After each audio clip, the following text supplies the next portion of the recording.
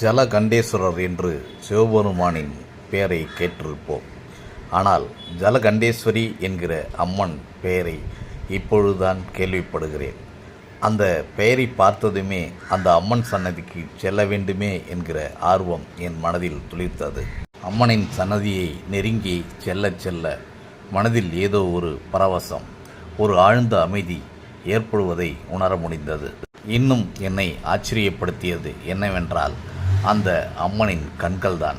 அது சிலை என்கிற உணர்வே ஏற்படாமல் இயற்கையாக அந்த அழகிய கண்கள் நம்மை பார்ப்பது போல்தான் இருக்கிறது. எப்படி இப்படி ஒரு சிற்பம் சிற்பியால் வடிக்க முடிந்தது? எல்லாம் அந்த அம்மனின் அருளாகத்தான் இருக்க முடியும். நினைக்கும் போதே மனது பரவசத்தில் ஆழ்ந்து போகிறது. இயற்கையான அழகான கண்கள் மட்டுமல்ல, அந்த அம்மன் நம்மீது அன்பையும் அருளையும் பொழிகிறாள் என்பதை உணர முடிகிறது.